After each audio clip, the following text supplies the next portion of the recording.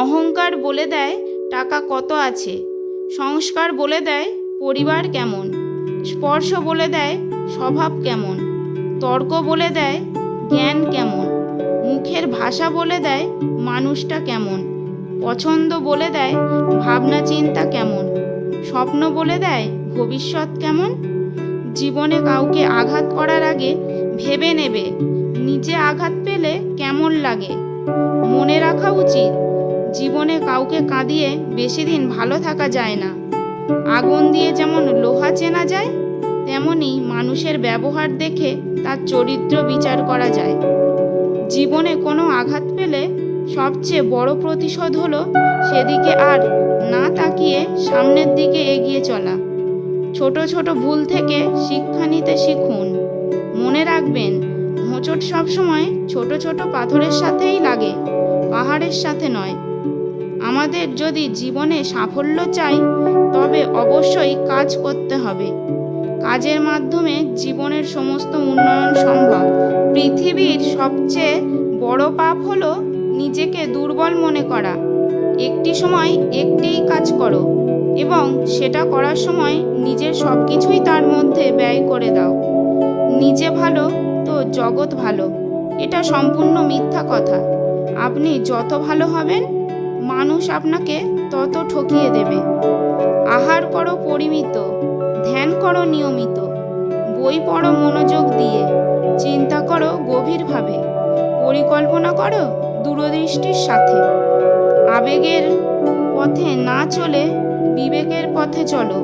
দেখবে তুমি তোমার জীবনটা সুন্দর করে গড়তে পারবে। কারণ পৃথিবীর শ্রেষ্ঠ আদালত হলো মানুষের বিবেক। যে যত বেশি ভালো মানুষ হবে, তাকে বেশি কষ্ট পেতে হবে। প্রয়োজন ব্যতীত কোনো দিকে তাকাইবে না। যে দৃশ্য দেখিলে মন কুচিন্তা, কুভাবনা ও কুপ্রবৃত্তি জাগ্রত হয়, তাহা দেখিবে না। কখনো না বলো না, কখনো বলো না আমি করতে পারবো না। তুমি অনন্ত এবং সব শক্তি তোমার ভিতরে আছে। তুমি সব কিছুই করতে পারো।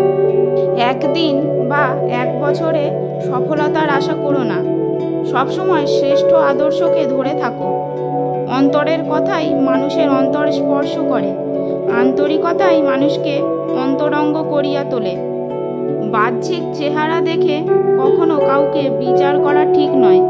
হতে পারে দামি পোশাকের পিছনে একটা নোংরা মন আছে, আবার হতে পারে নোংরা পোশাকের পিছনে একটা দামি মন আছে। সাহসী লোকেরাই বড় বড় কাজ করতে পারে। শুধু বড় লোক হয়ও না, বড় মানুষও হও।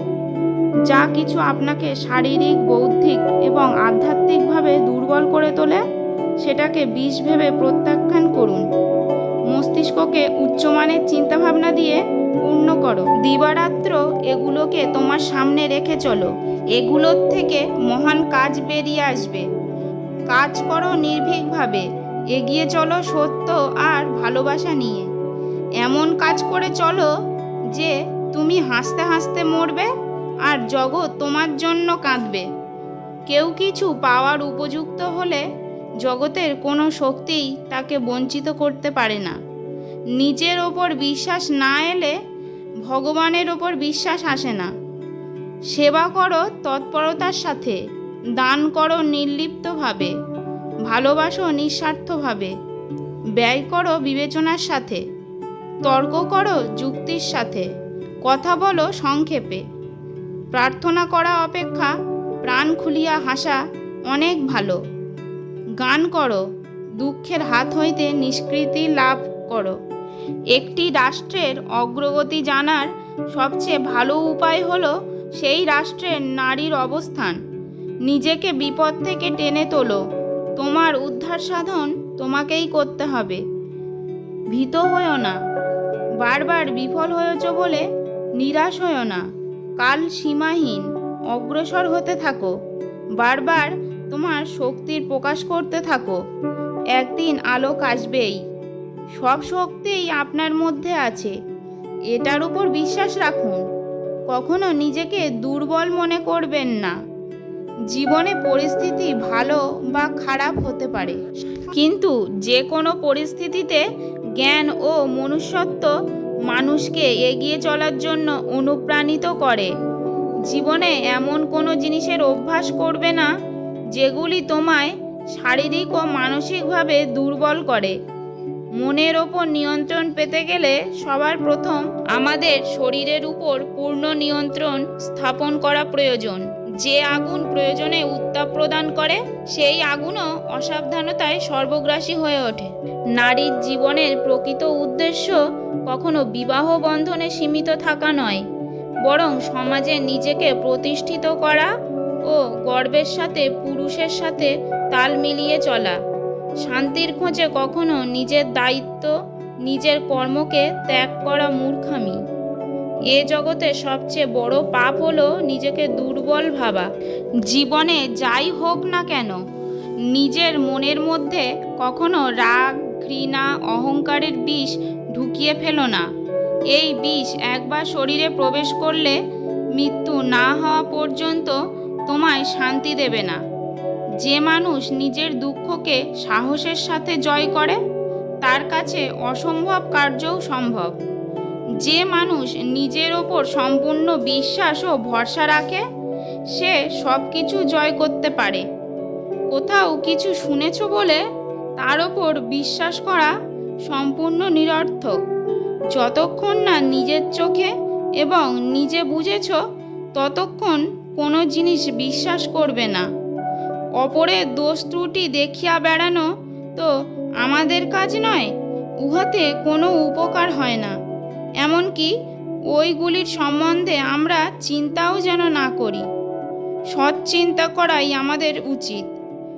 দোষের বিচার করিবার জন্য আমরা পৃথিবীতে আসি নাই, সৎ হওয়াই আমাদের কর্তব্য। যে সময় যে কাজ করবেন বলে আপনি কথা দিয়েছেন, সেই কাজ সেই সময়ের মধ্যে শেষ করুন, না হলে মানুষের বিশ্বাস আপনার উপর থেকে সরে যাবে। আমাদের চিন্তা ভাবনাই আমাদের তৈরি করে। আমরা যেমন চিন্তা করব, মানুষ হিসেবেও আমরা তেমনই। তাই আমাদের নিজেদের চিন্তা ভাবনা নিয়ে সতর্ক থাকা জরুরি। আপনি যা ভাববেন তেমন মানুষে পরিণত হবেন। আপনি দুর্বল চিন্তা ভাবনা করলে মানুষ হিসেবেও দুর্বল হয়ে থাকবেন। আপনি যদি নিজেকে সবল ভাবেন, তাহলেই আপনি সবল হবেন। আমাদের দেশের মেয়েরা তেমন শিক্ষিত নয় বটে, কিন্তু তারা অনেক বেশি পবিত্র।